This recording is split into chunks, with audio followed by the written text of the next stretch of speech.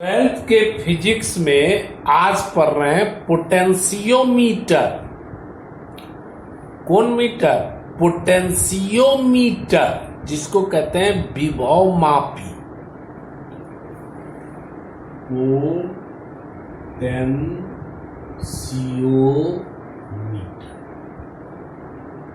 विभव मापी। विभव मापी, गौर से देखेंगे। पोटेंशियोमीटर का आता है क्वेश्चन, बनावट एवं सिद्धांत लिखे। वैसे याद रखना है, पोटेंशियोमीटर से हम किसी दो सेल के ईएमएफ की तुलना कर सकते हैं या सेल का आंतरिक प्रतिरोध निकाल सकते हैं। ठीक, देखिए, लॉकडाउन है, परीक्षा भी है। जितना आपको फ्रस्ट्रेशन होता है, मन में पढ़ने का मन नहीं करता है, उतना हमको भी होता है।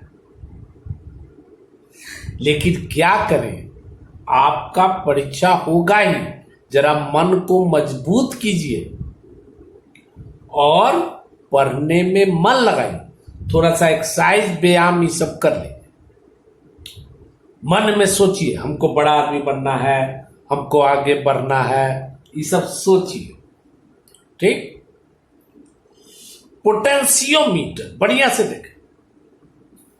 पोटेंशियोमीटर में हल्का तरीका बता रहे हैं। किताबी जो ओरिजिनल होता है, एक लकड़ी का बोर्ड होता है।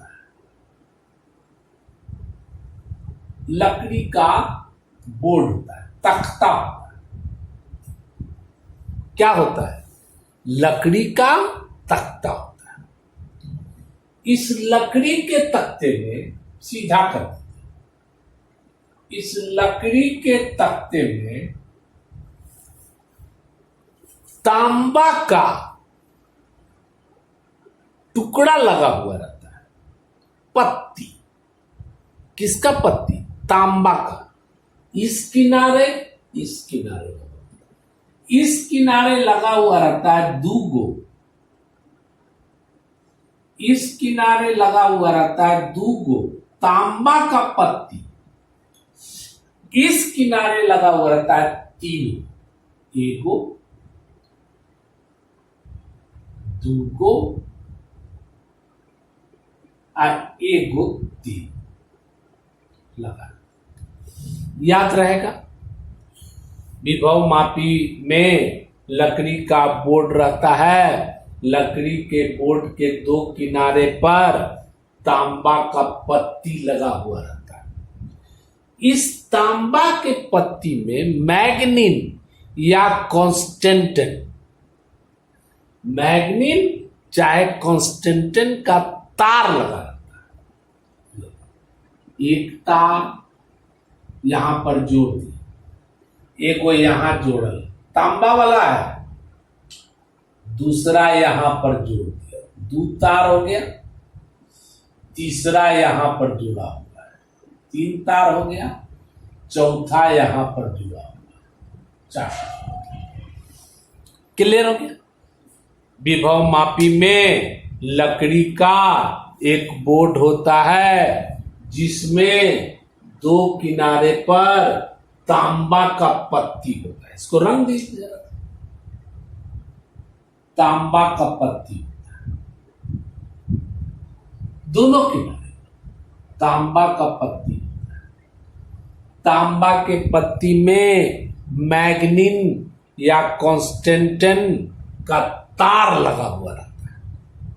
ठीक, इस मैग्नीन के तार का एक छोर, दो छोर हुआ, एक छोर दूसरा छोर। एक छोर में स्विच लगा रहता है।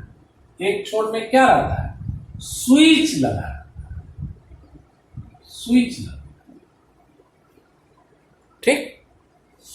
और इस स्विच का संपर्क प्रत्यावर्ती प्रतिरोध से होता है। स्विच का संपर्क कौन चीज से रहता है? प्रत्यावर्ती प्रतिरोध से होता है। इस प्रत्यावर्ती का प्रतिरोध का संपर्क बैटरी से होता है और इस बैटरी से कोशिश किया जाता है, कोशिश क्या, बैटरी से धारा हमेशा नियत बहे। नियत माने 5 एम्पियर बहे तो हमेशा 5 एम्पियर बहे। इसीलिए यहां रो स्टेट लगाया जाता है, प्रत्यावर्ती प्रतिरोध, कि इसको ये आगे बढ़ते रहता है, इसको एडजस्ट करें इस प्रकार की धारा का मान हमेशा नियत हो। 5 एम्पियर बहे तो 5 एम्पियर बहे। और धारा नियत बहेगा तो कैसे बहेगा, इसको नापेंगे। इसी को नापने के लिए यहां पर एमीटर लगा दिया है, तब ना बहेगा, धारा पता चलेगा कि हमेशा 5 एम्पियर बह रहा है या हमेशा 6 एम्पियर बह रहा है। एमीटर लगा दिया है।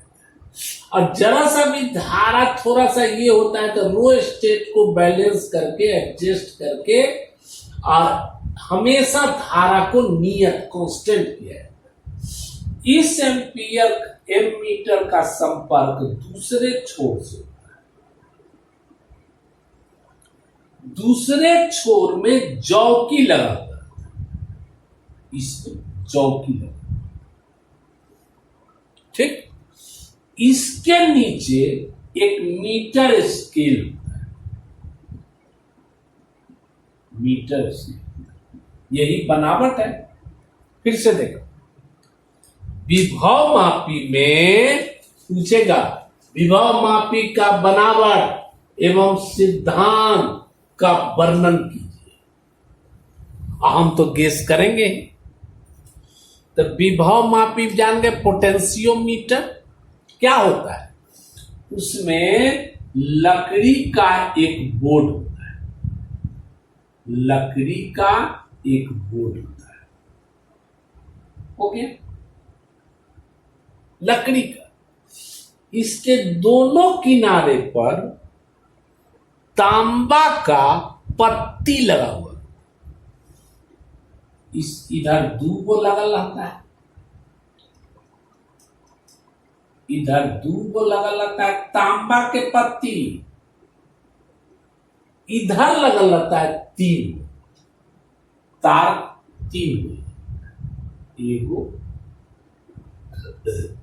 इस दोनों के बीच में, दूगो एक, 3 गो। याद रहेगा, विभव मापी में लकड़ी का एक बोर्ड होता है, इसके दोनों किनारे पर तांबा की पत्ती लगा रहता है। तांबा की पत्ती में मैग्नीन या कांस्टेंटिन का तार होता है, मैग्नीन या कांस्टेंटिन का तार होता है, मैग्नीन या कांस्टेंटिन का तार होता है, क्लियर। इसके नीचे मीटर स्केल लगा रहता है, क्या लगा हुआ रहता है, metre scale, metre scale, metre scale, clear. इस मैग्नीन के तार के एक छोर, 2 छोर हुआ, एक छोरी एक छोरी में एगो की लगा हुआ है, की। इसका संपर्क प्रत्यावर्ती प्रतिरोध से होता है। किससे होता है, रो स्टेट अंग्रेजी में बोलते हैं, प्रत्यावर्ती प्रतिरोध से होता है। प्रत्यावर्ती प्रतिरोध का संपर्क बैटरी से होता है और ये बैटरी से प्रत्यावर्ती प्रतिरोध को एडजस्ट करके धारा का मान हमेशा एक ही आना चाहिए, नियत आना चाहिए, इसका प्रयास किया जाता है। प्रयास क्या, धारा हमेशा नियत ही आवे, ठीक। इसीलिए इसमें एमीटर लगा दिया, ताकि धारा का मान ज्ञात करते रहे। एमीटर का संपर्क मैग्नीन के तार के दूसरे छोर से होता है। इसमें जॉकी लगा हुआ है, यही इसका बनावट हुआ। जान गए? फिर से सुनिए। विभव मापी में लकड़ी का एक बोर्ड होता है, इसके दोनों किनारे पर तांबा का पत्ती लगा हुआ है। तांबा के पत्ती में मैग्नीन का या कांस्टेंटिन का तार होता है। मैग्नीन तार के एक छोर पर की लगा हुआ है। इसका कोई खास काम नहीं होता है, ऑन ऑफ करने की लगा। की का संपर्क प्रत्यावर्ती प्रतिरोध से होता है, जिसका संपर्क बैटरी से होता है। इस बैटरी से हमेशा नियत धारा बहे, इसका ध्यान देना पड़ता है। ये प्रत्यावर्ती प्रतिरोध अपना काम करके इससे धारा का मान हमेशा नियत प्राप्त करवाता है।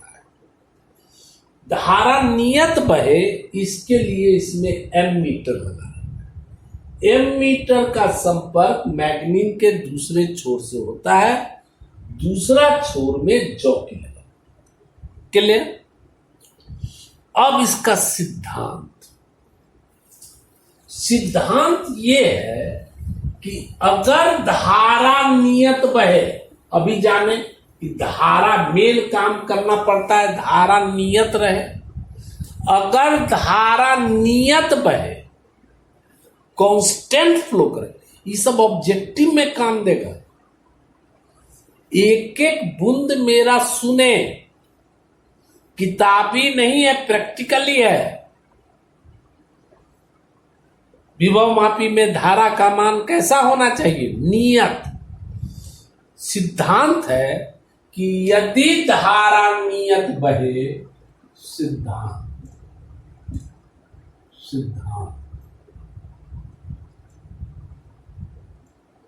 प्रिंसिपल, यदि धारा नियत बहे,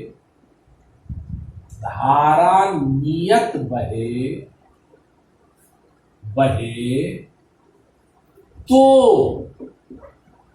तार का प्रतिरोध